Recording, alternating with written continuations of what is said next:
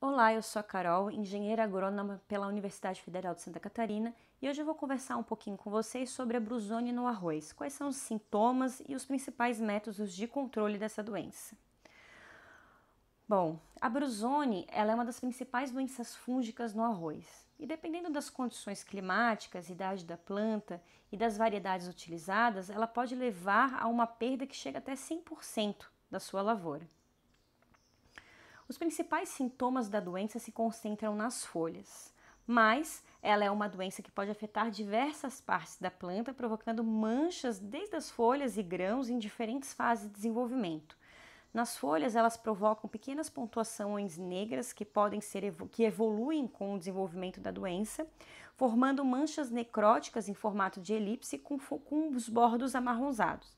No centro das lesões, você pode verificar pequenas pontuações negras que são a estrutura do patógeno. Em casos mais severos, ao redor desse halo amarronzado, você pode perceber também bordos amarelados. Os sintomas eles também podem ser verificados nos colmos e nós. E os sintomas são muito semelhantes aos observados nas folhas, manchas necróticas de formato de elipse com os bordos amarronzados e pontuações negras.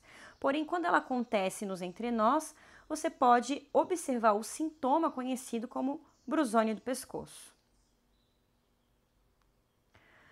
As panículas também podem ser afetadas com o desenvolvimento da doença. Elas ficam esbranquiçadas, bastante quebradiças, podendo ocorrer a quebra do pescoço, como a gente pode observar nessa figura, e pode ocorrer também a redução do peso dos grãos e as sementes também podem ser infectadas. A brusônia ela é favorecida com altas umidades, pela alta umidade, alta temperatura e também pelo excesso de nitrogênio. Ela é favorecida então por condições ambientais quentes e úmidas, mas também pela baixa umidade do solo. Então, nesse sentido, um período de alta umidade acompanhada de um molhamento foliar há o desenvolvimento e o favorecimento da doença no campo. Quais são as principais formas de controle? Bom, o controle cultural a gente pode considerar como a principal prática de controle de qualquer doença no campo.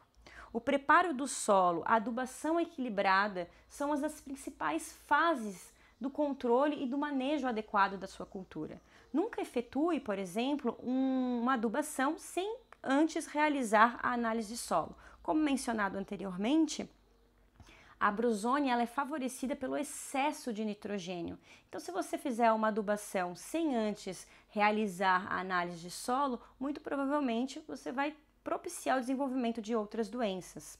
Além disso, é muito importante respeitar a densidade de semeadura, efetuar o controle de plantas daninhas, efetuar um bom nivelamento do solo e realizar a troca de cultivares a cada 3 ou 4 anos.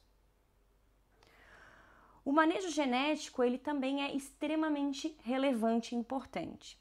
Para que você cultive uma planta adaptada à sua região, é muito importante você realizar a consulta do seu engenheiro agrônomo, consulte o seu engenheiro agrônomo para saber quais das cultivares estão disponíveis e são recomendadas para a sua região. Existem vários cultivares tolerantes e resistentes à brusônia atualmente. Então, avalie a melhor cultivar para para a melhor condição ambiental que você tem. O controle químico. Bom, a aplicação de fungicidas é uma estratégia complementar de controle e que protege o potencial produtivo da sua planta, da sua cultivar. No controle da brusônia, são empregados fungicidas tanto no tratamento de sementes quanto em pulverizações da parte aérea, ou seja, das folhas, do colmo e das panículas.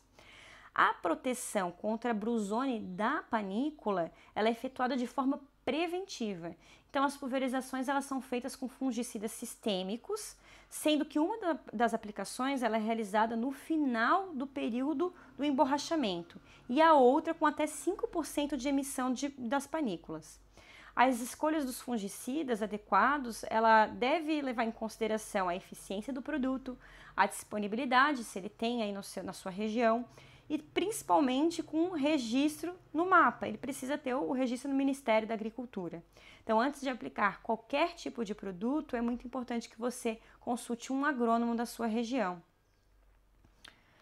Existem vários produtos registrados no Ministério da Agricultura para controle de doenças no arroz. Para o controle da Bruzone, nós temos o BIM 750, que é um produto que tem um modo de ação sistêmico. Tem o Priori 250 SC, que também possui uma ação sistêmica.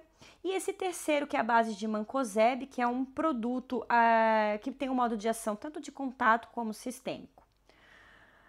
Bom, se você quiser saber um pouquinho mais sobre o controle químico do arroz, né, da Bruzone do arroz, você pode entrar lá no Ministério da Agricultura, no Agrofit, pesquisar esses produtos. Lá vai ter toda a descrição do modo de ação e aplicação, a bula e as indicações dos fabricantes. Espero que vocês tenham gostado das nossas dicas de hoje. Nos aguardem, nós teremos muito mais informações sobre o controle de doenças e pragas vegetais. Até uma próxima!